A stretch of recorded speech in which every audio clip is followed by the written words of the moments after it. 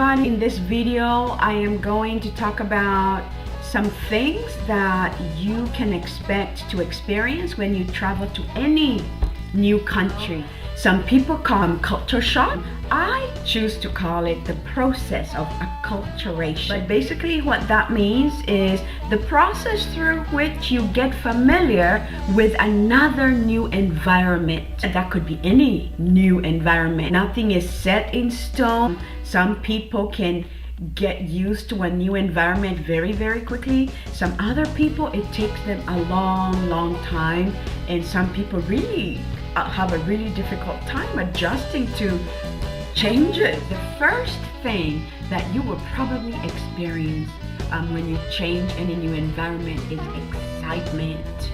You're excited, it's the honeymoon phase, and when you go to a new place, the new food, the new people, the new language, all the things that you're going to learn, and you just are so full of energy. Or most people, you find yourself so excited, and this is great. And some people can stay in that space for a long time, and for some people it just lasts a second and they wake up and they're like, oh my goodness, what happened? Total, we're not in Kansas. So I would call that the first stage. It's the honeymoon stage. It's sweet, it's exciting. So, and then after that, you go into a stage of, I would say, shock.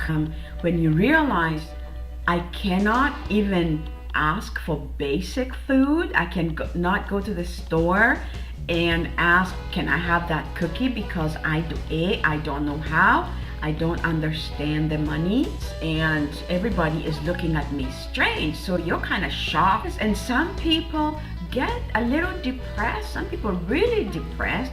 Sometimes you find yourself really angry at everything new, and in your mind you keep thinking things like, in my country we don't do that.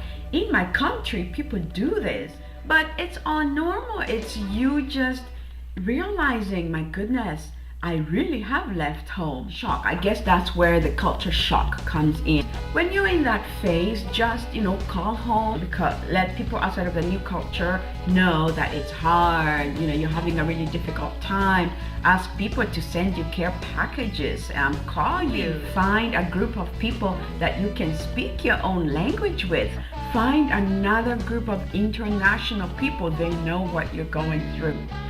Try as much as possible not to air out your anxiety to the local people, because they don't get it. You'll get questions like, then why are you here? Go back home if you don't like it here, because they don't understand. So you slowly get into a stage where you're accepting your new surroundings. You don't quite go back to the highlight of the honeymoon phase where everything is coming up roses, but it's a more contented space.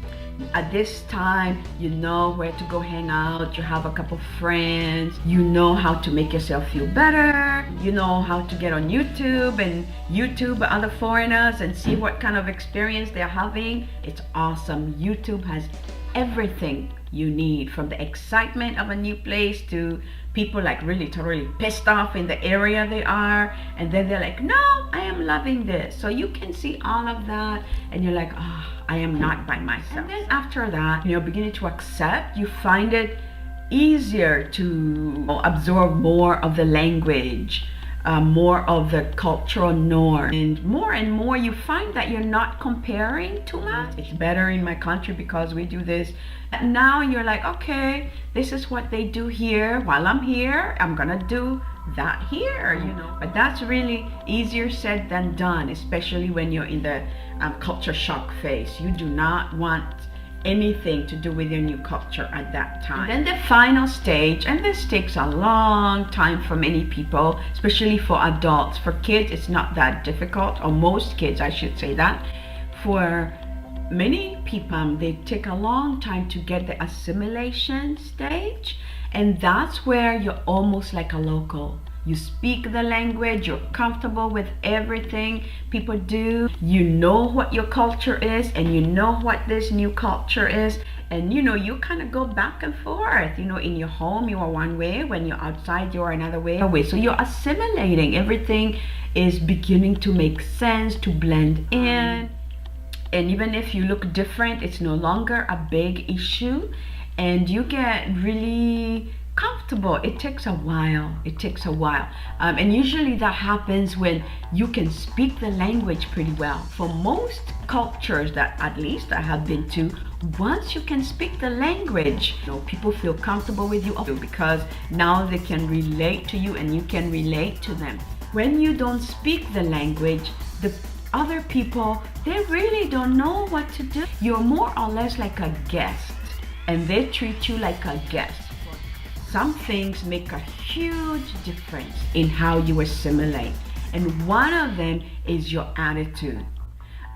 Just your naturalness. Like if you are an upbeat, outgoing, accepting person, you will find that being in the new culture and people embracing you will happen a lot quicker.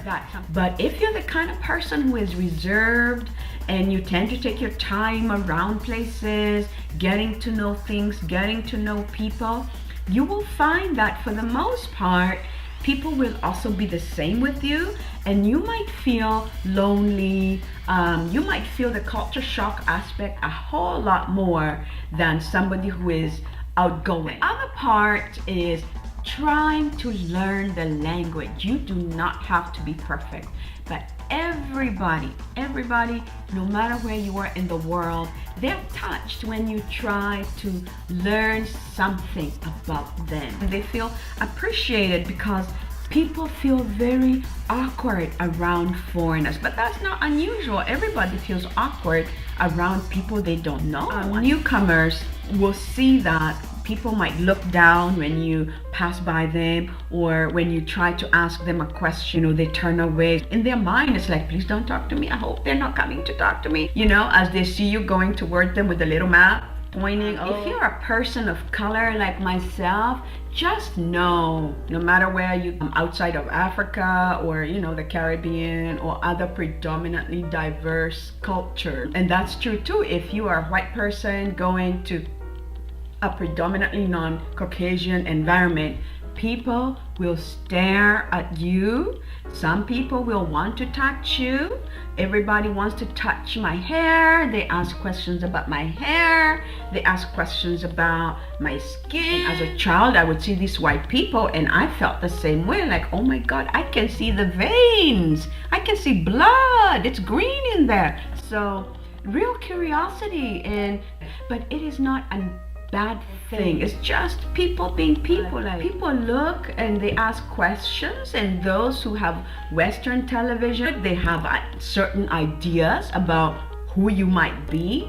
But for the most part, people are curious, awkward, anxious, nervous around you, and things can come out in an odd way. But it's taken a while for me to embrace the fact that no matter where you go, you will experience some of these things. And when you're in your homeland, you're powerful, you feel strong. You're not thinking about the nervousness of the foreigner until you're in that position yourself. Then you're like, ooh, that's how it must have felt for that foreigner in my country. So unless you've been in that situation yourself, most people are completely oblivious to what you may be going through. Since you're the one who traveled, it's good to always assume that there is no malice behind most actions. And if there is, just call it what it would be in any other place, mean, and step away from it if you can. I hope you have lots and lots of fun on your travel. Embrace all the different changes emotionally.